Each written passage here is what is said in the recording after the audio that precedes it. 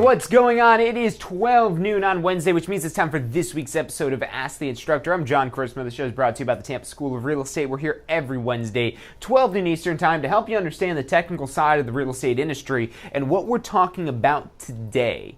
We had a really popular show last week about pricing property to sell and what you have to do to price a property to sell and how do you hit that magic number of being in that right spot where you're able to get it sold as quickly as possible with the most money in your pocket as quickly as possible. But one of the things I had mentioned going into that whole pricing property to sell is how bad do you need to sell it, because that's ultimately going to change where you price the property at. If somebody needs to sell the property, that's when that previous episode is really important for pricing the property to sell. But where selling the property is maybe more of a luxury or an option, not necessarily a need, but more of a want, you might wonder this question that we're talking about today: is today the best day, the best time period to buy or sell real estate? And I mean, it really, you look at it, it can't be the best for both sides of it, buying and selling, because, somebody's got to be the winner in this transaction, or that's at least how most people look at this. So what we're going to be doing today is diving into this so you can understand in your particular market what the factors are that play into this that make something a great deal or maybe a terrible deal, because they're both out there right now. So we're going to help you understand that a little bit more. My name is John Christmas. You're watching Ask the Instructor.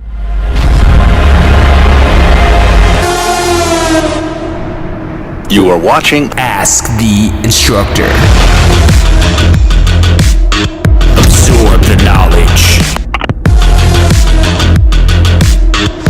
Become the expert.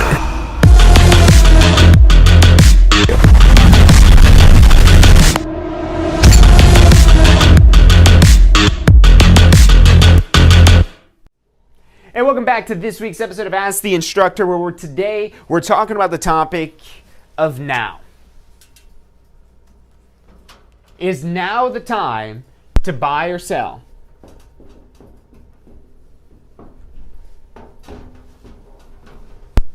And this is a question that people ask regardless of what's going on in the world.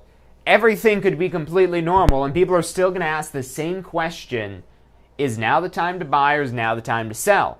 And the difference now being is there's a lot more of us on that same page, just because of external circumstances that aren't necessarily directly something coming from our world, but the greater world that we live in. So the question that you're ultimately asking, let's put yourself in the consumer's shoes, in the home buyers or home sellers' shoes, because if you want to be able to serve more clients, more customers, more people, you have to understand where they're coming from and what position they're in. Because the first question I would ask is, now the time to buy or sell? Look, regardless of what's going on in the market, we've got to get clear first on what you're trying to do as a consumer. Again, as a consumer, and these are the same conversations you want to have with your customers when they ask you. Because I guarantee you get asked this question all the time. Hey, is now the time? Should I wait? Or should I do it now? And the typical salesperson answer is, oh no, you should just do it now. Well, what does that feel like to the customer? What does that feel like to your client if you're just telling them, oh yeah, now? Oh yeah, now's definitely the best time, trust me. Usually when you have to say trust me, it's because they don't trust you. And if they don't trust you, they're probably not going to make the biggest purchase of their life with you, especially if they're already on the fence about it. So the first question you always want to ask is this a need or is it a want? Because what that helps you understand is, what is the sense of urgency? Is this somebody who is desperate to sell or buy a property? And what would make them desperate? It's really easy to sit back and say, oh, well, no one needs to buy a bigger house. You don't know that. They might need to buy a bigger house. Maybe they've got a baby on the way. Maybe they have elderly parents that are going to be moving in with them. Maybe they're planning a bigger family. Maybe this is part of their investment strategy and they're trying to take advantage of different factors. So that's the first thing. And the more it's a need, the more urgent it is.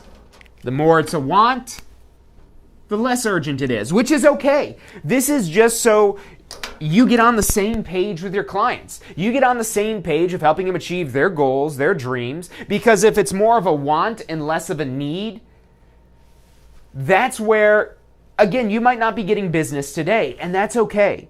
Your job is not to talk people into selling or buying. Your job is to help them make a decision. That's where a lot of salespeople get a bad reputation.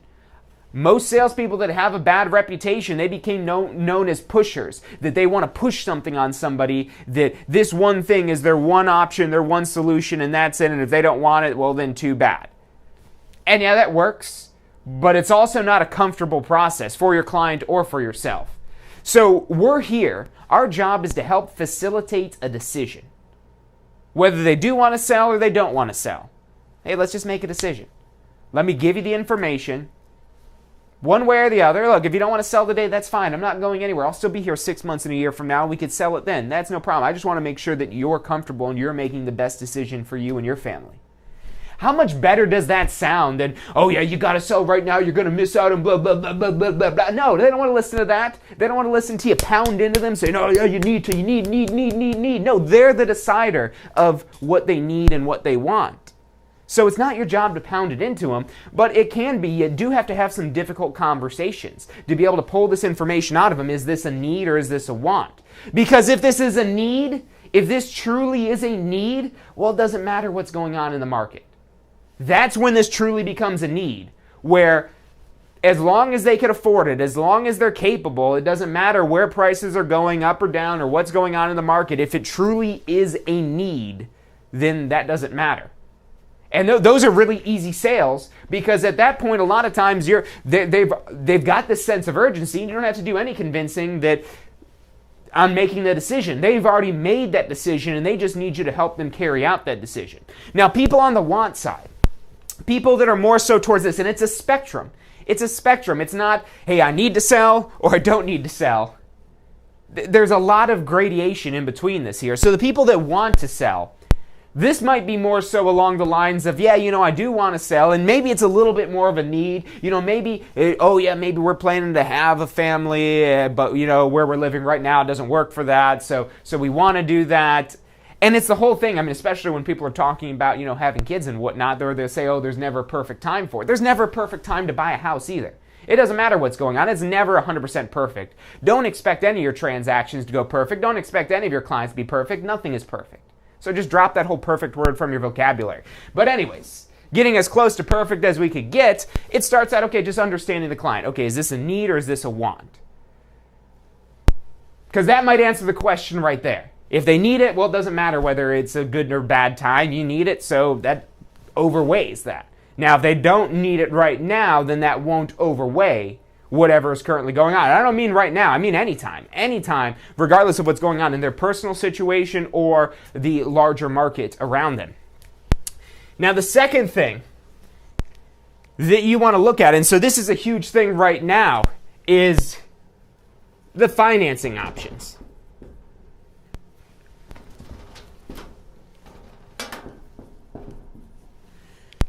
Because this could go either way, and it depends on who the lenders are that they're talking to, what position that they're in.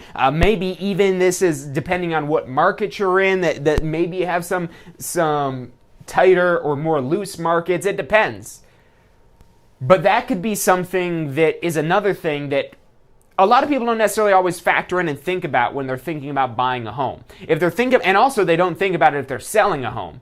They don't think with selling a home how important financing availability is. Well, think of this from a seller's perspective. If somebody does not have the cash to buy what you are selling, how are they going to buy it? Well, with real estate, they usually go borrow that money. But what happens if they can't borrow the money or it's too expensive to borrow the money? Are they still going to want to come buy that house? Probably not. So the financing, the more incentivized it is for financing, the lower your interest rates go, the more available credit is, and so on and so forth, the more it becomes a better investment buying the real estate. I mean, if you could really, again, minimize and because you're financing such a high dollar amount, even if you just have a fraction of a percentage of interest, like you lower your interest like 1/8%, that's probably going to save you thousands of dollars.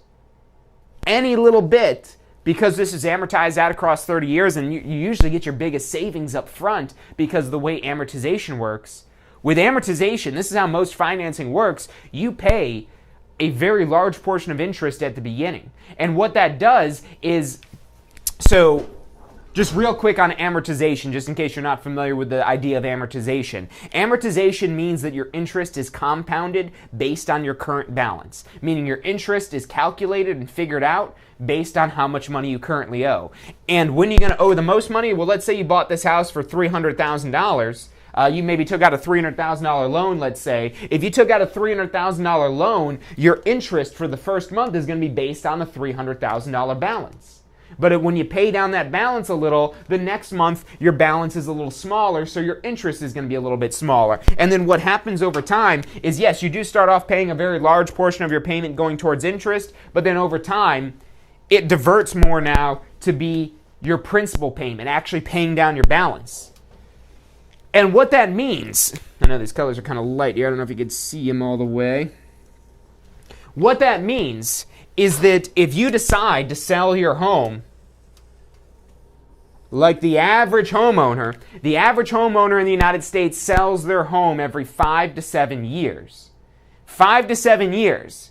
So they're coming up on that 5 to 7 year period. They're probably thinking about this if they're selling. And buying, it's maybe even a shorter of a window. People think about buying a lot more before they think about selling. We're going to talk about that in a moment. But let's say you decide to sell your property right here. You've had very little payments towards your principal. And maybe after 5 years, who knows, maybe your balance here is only at, I don't know, $280,000. Who knows, maybe that's even asking a lot for you to pay it down $20,000 in 5 years. That depends on how much interest. Because if you have a lower rate of interest, if you keep the payment the same, what that's going to do, we'll throw a lower rate of interest in blue. If you have a lower rate of interest, that means your interest is going to amortize faster because you pay less money to the bank. And if you make the same amount of payment, you're going to have more money paying down your loan balance. So what that does is that puts you in a lot better position. Now these maps, these graphs here are not to scale by any means. Because this all depends on what the individual numbers are in the scenario that you're looking at here. But anything you could do to decrease this interest means that you're going to have more money paying down your loan balance. And that's going to have you sitting a lot better 5 years into owning the property because your loan balance might not be 280, maybe it's only 270.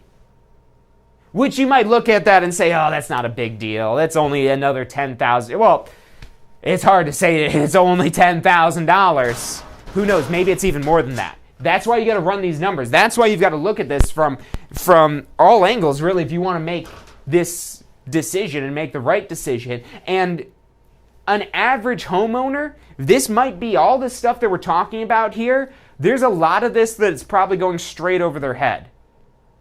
You know, when you're trying to communicate with homeowners, you guys here, I'm assuming you guys are all real estate professionals or maybe aspiring real estate professionals, so hopefully you're able to kind of keep up with some of the stuff it is that we're talking here. But if we're talking to an average homeowner, this is not how I would speak to an average homeowner. For those words like amortization and things like that, those are big words that not everyone always knows the meaning of. And I don't necessarily mean that we're talking down to clients, but you don't want to talk over their head because no one's going to admit it when you're talking over their head and everything that you're saying is flying right over their head because they don't understand the words that you're using. They just want to sell their house. They don't need to know what amortization is. So again, we've got to distill this down, or as some people like to say, dumb it down, and really just make it more communicatable. So financing could be a huge thing right there. of another reason why maybe it is the time not just to buy, but also to sell. Because remember, this doesn't just benefit the buyer. This opens the door to more buyers. The better interest rates are. Now, again, the average homeowner, we start really getting into the nitty-gritty here, and it might not make sense. They might not understand how it works, but most people understand that lower interest rates means that it saves you money. So people are already on board with the idea that you're selling them. You just need to help them understand how much money they would be saving compared to, say, rates 6 months ago, or maybe what they're projected to be 6 months in the future, or again, whatever it is you're comparing to. So you look at those rates, and then you quantify, you put a number behind it of, okay, hey, over the life of the loan, how much more is that going to cost you for that extra 0.25% of interest? It's probably going to be a lot of money, because 30 years of interest is an extremely long time. And not only for the life of the loan, but where does that put you at 5 years in? I like to use that number 5 years, maybe 7 years if you want to push it out a little further, but because that's the average time frame when somebody buys and sells a home. And you could run these numbers for everything with it. This is where amortization calculators come in. If you just Google amortization calculator, you could figure out how much that financing is really costing. Because what does 3% interest mean? How much does that cost me? How many dollars do I have to pull out of my pocket to pay you 3%? Well, unless we do math, we can't figure that out. That's kind of the trick with the financing world there, is you got to do the math to be able to figure out what they're trying to sell you. If you can't do the math, then you're just hoping that they're giving you a good deal. You don't know whether or not it is a good deal, and you can't make an informed decision. And maybe that's where we come in as their real estate professional to help them understand. And maybe we don't have the exact figures for them, but maybe we're comparing averages, national averages 6 months ago to today, to show the difference. Because that financing, that's a huge incentive there. But now, one of the other things that is going to be, again, what is the best time to buy or sell? Is that now? Is now the best time to buy or sell? Is it better for buying? Is it better for selling? One of the things that I would also throw in with this here is supply and demand. So that's a big thing that drives real estate one way or the other, towards a seller's market or towards a buyer's market. If we have too much demand, if there's more demand than there is supply, if there's more people wanting real estate than there is supply of real estate, that causes prices to go up. But what happens when demand of real estate goes down? Well, if demand of real estate went down, that causes prices to drop. But another thing you're seeing right now, I would say yes, there has been a drop, but people are distracted. I don't know if necessarily it's a change in demand, but people are distracted, people are scared, people are worried about potentially bigger problems unless, again, they need to sell. If it's more of a want, those are the people that are the most skeptical right now about whether or not they can get a good deal, and that's where, again, you've got to go through and walk them through all the different factors that apply in here, so that way they can make a decision. It's not your decision, it's the client's decision, but it's your job to provide them the information that they need to make a decision. Because if you're asking your clients to make a decision without information, you're asking them to do a deal without doing their due diligence. So you're doing the due diligence for them. You're giving them the information. You're doing the research. You're doing the work. You're giving them the information. And, sometimes it might even come in and say, hey, look, if I were me, I don't know, it doesn't look like it. You might be able to get more money down the road. You might be able to get more money down the road, but then again, maybe not. And do you need to sell right now, or is it more of a want? And again, one way or the other, and yeah, maybe we could. Maybe if we wanted to convince them to sell, we could. But is that going to be good for our long-term business? If this is a decision that the client didn't want to make and you talk them into making that decision, are they going to be lining up to use you again? They could, but I would say you're a lot more likely to get repeat business. Again, when you're the more open, honest, ethical provider of information. Because you give them all the information to make sense of the deal, and it might start to make sense to them. And you've got to make sense out of all this if you want your clients to be able to understand this as well. Now, one of the things that you're seeing, and now this depends on your market. This depends on your market. So I would say yes, if you look at demand overall across the United States, demand has dropped off a little bit. Now, demand is actually starting to pick back up again if you look at statistics of showings and virtual showings and traffic on different sites and things like that. Demand actually has crept up, and I would actually even argue, because if you look at some of the statistics, it's hard to pinpoint exactly what's going on, because yes, you do see a decline in showings. Now, why is there a decline in showings? Well, because we're supposed to stay at home and stay 6 feet apart from each other, so maybe we just look at the house online and we don't waste our time going to look at it unless we really want it. That's a big part of what's going on right now. I've seen houses actually increase in value right now. Now, it's not due to a drop in demand. If anything, I would say demand is still there, but maybe people are just scared, which, yes, we could say that's a temporary pullback in demand. But the supply has also dropped down as well. Sellers are also scared. So often people look at buyers and sellers as completely different animals, but we're still all people. We're still all people living on the same planet with overall a pretty similar perspective and view on the world. So if one person gets scared, a lot of people probably get scared. And not only would buyers maybe be scared about buying right now, but maybe sellers are afraid of selling right now. And what that's caused is a lot of supply to drop down. And what that does, when supply drops, if demand stays the same, if demand is here, how much people want property, how many people want it is here, and supply goes down, if supply goes down, the availability of housing, that's going to cause pricing to rise. And I've seen that happen. I was looking at the house the other day, and I was like, it looks like this house actually went up in value, but that's because the inventory tightened. Now, at the end of the day, we're all just guessing and predicting until a house actually sells. But we could get pretty close to understanding at least a range of where we're at. And we could track these ranges and track these data points to see if these data points are moving up or moving down. Because you've all heard the phrase and expression before that numbers don't lie. You just need to look at the numbers and know what they mean. So the supply and demand side of this is huge. And that's where you've got to look at the inventory that's on the market. That's another word that people use a lot of time for supply, is the inventory. How many homes are actually available in the market? And the whole thing where they say, oh, well, if there's 6 months worth of supply, that's an equilibrium market, and anything less than 6 months of supply is a seller's market. So that whole supply and demand, we could do a whole episode on that. But just again, the gist of that, how much people want it and how many homes that are available. And you can kind of fill in the blanks the more you think about that. Okay, if there's more homes available but people don't want it, well, that's going to cause prices to drop, and vice versa. Because again, you've got to look at this not for the United States, not for Florida, not for Hillsborough County, not for the city of Tampa, but for the individual neighborhood that you're helping somebody potentially buy or sell, or at least helping them make the decision as to whether or not they want to buy and sell that property. But again, these factors can change based on the area it's in. The financing can change. Great example of that is the USDA loans. The USDA loan program isn't available everywhere. So as your geographic changes, as you get into more rural areas, there's a whole nother branch of financing that's available. And again, this is how real estate is local.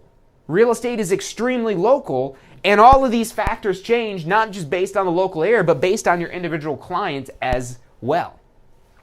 Now, some of the things it is that you can control, and this is where a lot of real estate professionals are struggling to try to figure this out if they have not used digital tools previously to get exposure for this property. So like I said, if you look at the data, showings dipped down in March. Overall showings for the month of March went down, which honestly, is that a surprise? No, it's not. When we're told to stay home and stay away from other people, if we don't have to go somewhere, we're probably not going to go somewhere. And so what that did, if traditional real estate of just, how they practice real estate basically back in like the 70s and 80s before there was the internet, and you just go look at homes rather than looking at them online, that's what you're doing if it's 2020 and you're not taking advantage of all the digital tools that are out there to gain exposure for the property. So that's your job as a real estate professional, at least I would say working on the seller. If you're working with a buyer, you're not necessarily trying to, well, I guess you kind of are, because you're trying to find, okay, the more homes, the more supply that you can expose that buyer to, maybe the lower it is they're going to get on a price, which might make it a better deal. As there's more supply, you might be exposed to more homes available. But the big thing I want to focus on here is on the selling side. Let's say you've got a client, a seller that's thinking about selling, and if the only way it is that you're going to market this property is basically just, put it in the MLS and scheduling showings and maybe occasionally holding an open house, a year ago, that was a perfectly fine strategy that would get the home sold. Not necessarily for top dollar usually, but it would get the home sold. Now, you might not even, depending on what's going on in your market and where you're located in the world, there's MLSs that don't allow in-person showings, that will restrict it, or maybe unless you get permission of the seller, then you're allowed to show it. Or whatever the restrictions it is they may be putting in there, you might not be even able to do this the traditional way right now. So are you going to innovate? And it's not even innovation, you're really just borrowing innovation. The innovation's already existing. You do not have to innovate, you just have to adapt your business to the innovations that are out there for 3D virtual tours, for photos. I mean, we always have photos, but having lots of photos. Not just like 4, 5, 6 photos of a property. I don't care if this is a 1,000 square foot home. I want to see all the details. I want to see the sink fixtures. I want to see what the bathtub looks like. I want to see what the sink in the kitchen looks like. I want to see what the appliances look like. I want to see the laundry room. I want to see everything that I would normally look at when I'm there in the property. And now you could upload like a ridiculous amount of pictures to most MLSs and most of these online portals, so there's no reason you shouldn't be maximizing the exposure that you get through photos, as well as videos, as well as, and this is really, I would say, the big one that's probably going to be the best thing you can do right now, is virtual tours. Now, regardless of what goes on in the world right now, do not stop doing this when things go back to normal. Back to when you can do open houses and you can do regular showings, you don't want to drop off on this, because when you gain more exposure for the property, you expose it to more buyers. And when you expose it to more buyers, well, then that allows you to command a higher price. Because in theory, if you expose to more buyers, you're probably going to get more buyers interested in buying it, or at least more buyers that potentially interested in seeing it, and that's going to increase the demand for your individual property that you're looking at right there by increasing the exposure. Now, with a lower exposure, not as many people are going to see it, you're not going to get as high of a price. So not only is it good for your client to get more exposure, for your seller to get more exposure for the property, but it's also going to help you market your business. Because you're going to have your brokerage name and your name tagged right along on the postcard you send out, the ads you run, or however it is that you're advertising and marketing this property you have for sale. You could use that exposure that you're getting for the property, not just to get more exposure for the property, but get more exposure for your real estate business as well. Because the exposure, let's talk about the buyer side a little bit of that. Extremely important. So if the seller could expose the property to more buyers, they're going to command a higher price. Because we've got one unit of supply, all we need is one buyer. We've got one house, all we need is one buyer. Now, if we've got one house, but we have 2 buyers, what's going to happen to the price? Well, price will creep up because these 2 buyers might bid at each other. They might try to creep each other up in the price, and the seller ends up winning. And the more buyers you have, if you just have 2 buyers, okay, that's cool. But what if you have 3? What if you have 4? What if you have 5 buyers? You have 5 buyers all competing for the same house that they want. That's going to drive your prices way up. Now, on the flip side of things, you might not have that. Maybe, again, there's not as much exposure. Maybe the supply and demand. Maybe there's a lot of real estate available. And so now that greater exposure is happening on the buyer's side, that there's not just one house they have to choose from. They might have 5 houses to choose from. And they could go check out this one and say, do I get a deal here? Nah, this one isn't perfect. No, this one isn't perfect. This one's a good price, but still don't like it. Oh, wow, this one's a great price. Doesn't seem like anybody else wants it. There's all these other houses out there for sale, so let's get a deal on this one. So depending on who's getting the greater exposure, is there more demand or is there more supply? That's going to really depend on, okay, again, is it more of a buyer's market or more of a seller's market? And that's who the advantage goes to. If it's a seller's market, it's an advantage to the seller. If it's a buyer's market, it's an advantage to the buyer. So that getting more exposure for the property is huge, and that's going to definitely help out for the seller getting more exposure. But let's say you're working with a buyer, if you get exposed them to more properties, if there's more potential properties that fit for them, that potentially will work. Now, yes, ultimately we've got to narrow it down to one, but the more options we have available, the more inventory we have to choose from. Let's say you got the same exact house and you get to choose if you want it in white or gray. Well, now you've got choices. So that, again, lowers pricing. So recapping some of the stuff we've got here, is now the best time to buy or sell. And look, when I make these videos here, not to be, again, specific to this time right now, but to teach you guys practices and ideas and concepts that are universally applicable anytime.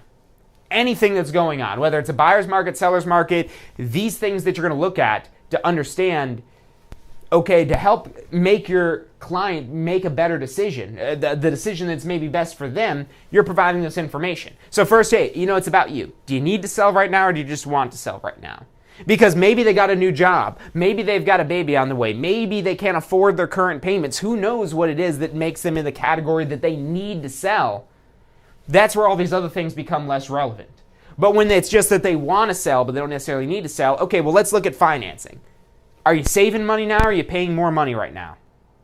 But that's just one element. Because even if you ended up paying more money with the financing, maybe these other factors here are what's going to help get you a better deal here. You might find, as a buyer, an underexposed property. So if you find a property right now that's on the market, that doesn't have a virtual tour, that doesn't have many pictures, and you find this in any market where some real estate professionals are just, I don't know, they just don't care maybe they don't know how to do everything. Who knows? Maybe they're just not being paid much. Who knows what it is, where you see a listing that's underexposed. But if you've got a buyer maybe that's potentially interested in that, here's something you could do right now. Maybe they don't want to rush to go out and go into somebody else's home during the midst of a pandemic, but maybe you don't mind popping in there. Maybe you throw on a mask and some gloves, or maybe you don't. Who knows? That's your choice. Probably, unless the government says it's not your choice, but we'll assume it's your choice now. So you maybe go in there and you maybe take a video of the property. You maybe go on with FaceTime or Zoom or Skype or one of these platforms to go in there and show them this property. And maybe they do like it. And now you have an advantage over all the other buyers out there because your buyer has seen what that house looks like on the inside in greater detail than what's available online. So that can be huge as well, and it gives you a huge advantage. Look, we're going to take a quick commercial break. Stick with us. I'm John Chrismo. You're watching Ask the Instructor.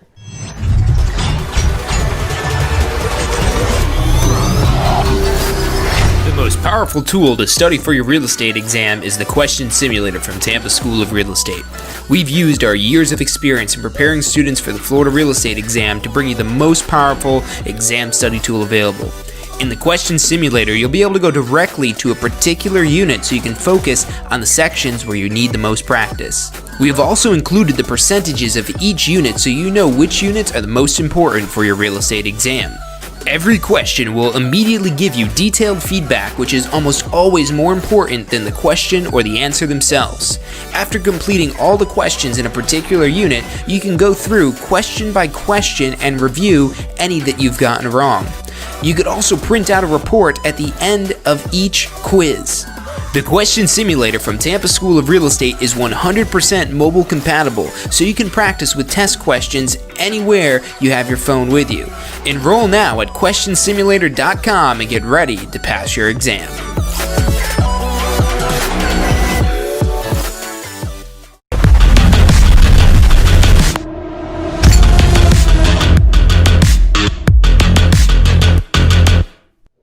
Hey, welcome back to this week's episode of Ask the Instructor. My name is John Chrismo. The show is brought to you by the Tampa School of Real Estate. We're here every single Wednesday, 12 noon Eastern Time, to help you understand the technical side of the real estate industry and what we're talking about today, because this is a question a lot of people are wondering, and that's what you need to do.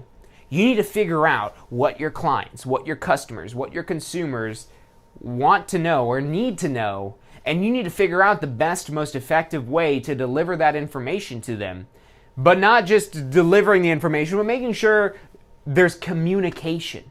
Communication is different than just providing information. Providing information is real easy. You might whip out like a brochure, imagine this is a brochure, and just hand somebody a brochure. That's giving them information.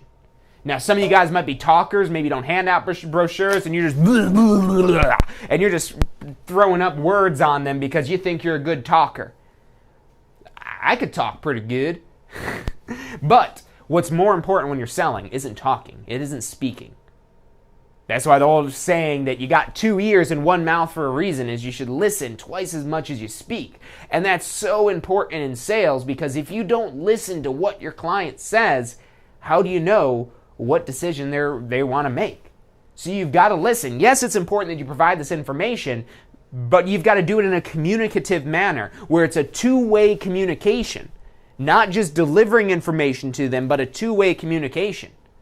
So walking them through and making sure they understand not just these concepts, but how these concepts apply to their individual property and their individual property needs. Because one of these things, any one of these things, could be the reason why they are buying or selling. It just be maybe because they need to, or maybe just because they want to. Maybe because they want to take advantage of the financing situation. Maybe they want to take advantage of the supplier demand. Maybe they want to take advantage of being able to hire a great realtor that's going to get great exposure for their listing. Or maybe hiring a great realtor as a buyer's agent that's going to help them find as many options that are available. That's where you see, like with buyer's agents, where they're trying to find like off-market deals and for sale by owners. They're trying to increase the amount of properties they're exposing to their clients. So any one of these things on their own could be enough for them to make the decision, again, depending on what their circumstances are and what's important to them, but you're not going to know that unless you get in communication with them and develop, again, a two-way communication with your client. Not to just where you're speaking, but they're also providing information back to you, you're listening, you're making sure that you understand. That's another thing, too. One of my pet peeves is people who listen to respond. If you listen to respond, you're not even achieving the reason why you're in the conversation. You don't listen to respond, you listen to understand. You listen to understand, to figure out what's really going on, because sometimes the words just don't come out right. Sometimes the things that we say aren't what we mean. We've all done that before. We've all hurt somebody's feelings when we say something that we didn't really mean and the words just came out wrong. That happens with our clients too. Except for they probably won't tell you when you hurt their feelings. They just don't do business with you. So it's really important that not just that you listen, but you're also listening to understand, so that way the follow-up information that you're able to provide is going to be the most applicable to what's really going on with them. So that's all the time we've got for today. Thank you guys for tuning in. If you like this episode, seems like you guys like stuff where we talk about pricing and understand market values and things like that. If you like this, hit that thumbs up button and we'll be sure to do more episodes. That's how we literally go in and we'll look at how many people viewed certain videos, how many people liked them, and that's how we determine, okay, what topics do people want to know about? So if there's something that you're curious about, drop that in the comments. Hit us with a like on this video. If you're interested in getting your real estate license, or maybe you've got a complete post licensing, or maybe you want to take advantage of time right now to be able to get your broker license, we've got those programs available for you. We've got great study tools to help you prepare for your real estate exam, and we've got advisors standing by to help walk you through everything it is we have to offer and what is going to be best for you. We know how to listen here, so give us a call. Phone number is 813-333-2676. Again, that's 813-333-2676. Or check us out online at tampaschool.com. That's all the time we've got for today. Thank you guys for tuning in, and I'll see you Friday for State of Real Estate. Hey, so if you're thinking about starting a real estate career, it could feel a little overwhelming sometimes. Look, that's completely understandable. That's why we're here to help. If you haven't already, check out our Success Center, tampaschool.com/success. Or if you don't even know where to begin, give us a call. We'd love to help you out. We've got advisors standing by to answer any questions you have and assist you in any way it is that we can. Our phone number is 813-928-0106. Again, that's 813-928-0106. Give us a call. We're the Tampa School of Real Estate. Do you want a career that allows you to be in control? With a career in real estate, you'll get to call the shots. Whether you're looking at starting part-time or want to become the next top agent, a career in real estate makes it possible. Find out what it takes at tampaschool.com. Do you want to incorporate studying for your real estate exams into your busy schedule? Now you can review the key topics you need to know to pass your class and state exams with our MP3 audio review. Simply pop in your headphones or connect to your car to reinforce crucial information while you exercise or drive. Listen to the first unit for free at mp3audioreview.com. That's mp3audioreview.com. Are you thinking about a career in real estate?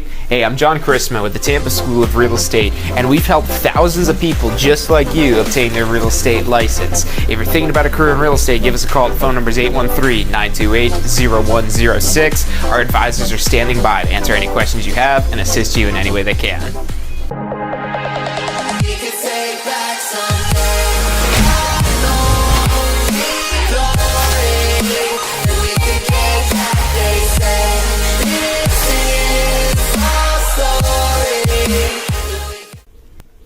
Hey, if you're enjoying the show today, which I'm sure you are, be sure to hit like, subscribe, post your comments, share with your friends and family. Thank you guys so much for watching.